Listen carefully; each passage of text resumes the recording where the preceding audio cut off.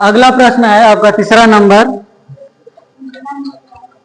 कह रहा है कि किसी बंटन एक मोहल्ले के बच्चों के दैनिक जेब खर्च को दर्शाता है। किसको दर्शा रहा है? दैनिक जेब खर्च को दर्शा रहा है। ठीक है, तो कह रहा है कि यदि माध्य जेब खर्च 18 रुपया दिया हो, माध्य जेब खर्च कितना दे दिया? 18 रुपया। तो एफ का मान ज्ञात करना है। किसका मान ज्ञात करना है? एफ का मान ज्ञात करना है। अब अगले दिन हमने बताया था 3 तरीका, प्रत्यक्ष विधि, कल्पित माध्य विधि और एक पग विचलन विधि था। ठीक है, तो तीनों तरीके से आप निकालेंगे तो आ जाएगा, कोई समस्या नहीं है उसमें। अब ये ध्यान देना है आपको, पहले तो मध्यमान निकालेंगे आप। ठीक है, मध्यमान निकालने का तरीका क्या है ये आपको सबको पता है कि इन दोनों को जोड़ना है और जोड़ के 2 का भाग कर लेना है। उससे पहले आप एच का मान निकालेंगे, तो एच का मान कितना हो जाएगा? 13 में से 11 घटेगा 2 प्राप्त हो गया एच का मान। ठीक है, अब मध्य मान निकाल लेंगे तो 13 और प्लस 11 24, और 24 में 2 का भाग करेंगे तो कितना हो जाएगा? 12 हो गया 12। अब 12 2 14, 14 2 16 और 16 2 18 2 24, इतना हो गया ना। अब सबसे पहले यहां से एफ आई का मान इसको जोड़ करके आपको लिखना पड़ेगा। देखिए हम बता रहे हैं कैसे जोड़ना है। तो सबसे पहले इसको जोड़िए। ठीक है, तो लिख लेंगे पहले sigma F I, sigma F I. ठीक है, तो सिग्मा एफ आई कर लेते हैं, सिग्मा एफ आई। सबसे पहले अंकों को आप जोड़ेंगे, पहले एफ को यहाँ पे लिख लीजिए, एफ प्लस, उसके बाद देखो जो अक्षर होता है उसको पहले लिख लेते हैं, उसके बाद अंकों को क्या कर लेते हैं? जोड़ लेते हैं। 13 7 कितना हो जाएगा? 20, 20 हो गया, 20 10 30, 13 7 हो गया 20, अब 20 7 10 30 30 44, 44 लिख दीजिए। एफ प्लस कितना हो जाएगा? 44 हो जाएगा। ठीक है, अब डी का मान आपको किस तरीके से निकालना है? तो सबसे पहले डी का मान निकालने के लिए अपने मध्य मान को बीच वाला देखना है। तो गिनेंगे 1 2 3 4 5 6 7 दिया है, तो आधा ऊपर से आधा नीचे से बीच वाला आपको लेना है। तो ए का मान क्या हो जाएगा आपका? 18 हो जाएगा। तो ए बराबर 18 हो गया। ठीक है, ए बराबर 18। अब 18 को घटाना है 12 में से, तो 12 माइनस 18, तो 12 में से 18 जाएगा तो क्या बचेगा?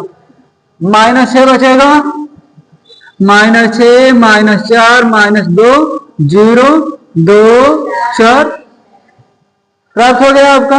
अब करेंगे गुणा एफ का और डी का, यानी एफ यहाँ पे डी यहाँ पे। ठीक है, तो गुणा करेंगे तो 7 6 कितना हो गया? 42, 4 6 के 24, 9 2 18 और 0 का गुणा करेंगे तो 0। ठीक है, उसी तरह से 2 का एफ में गुणा करेंगे तो 2 एफ। ठीक है, 4 5 20, अच्छा 4 को 24। देखिए अब करिए यहां से 24 से 24 कैंसिल हो गया। ठीक है, 42 में से 20 निकलेगा तो 22, अब 22 और 18 जोड़ लेंगे कितना हो जाएगा? 22 18 40। तो यहां से लिखेंगे -40 और यहां पे बचेगा 2f। ठीक है, और इसको लिखेंगे sigma F I D I बराबर 2f - 40। ठीक है, 2f माइनस क्या लिख दिए? 40। ठीक है, और माध्य जेब खर्च यहाँ पे लिखा है तो लिखेंगे कौन सा विधि है? कल्पित माध्य विधि। ठीक है, लगाएंगे यहां से, अतः कल्पित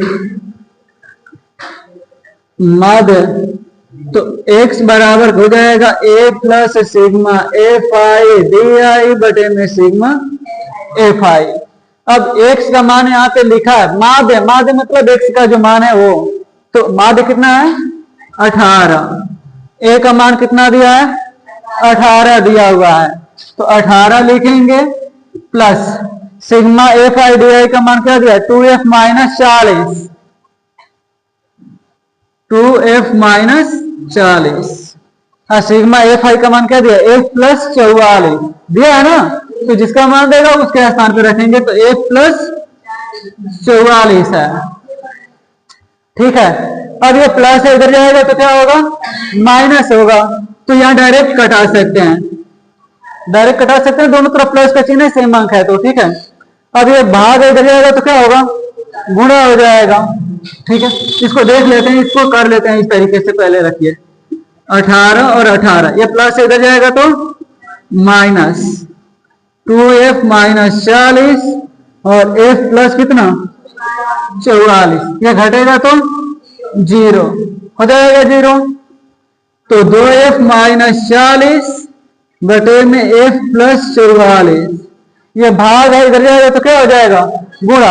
और 0 में किसी भी संख्या का गुणा करते हैं तो क्या होता है, 0 होता है ना, तो इसको तो ये 0 कर देगा, बचेगा 2f माइनस 40, 2f माइनस 40 बराबर 0, तो 2f बराबर 40, ये माइनस इधर जाएगा तो प्लस, 2 से 40 कटेगा तो कितना हो जाएगा 20, तो f बराबर कितना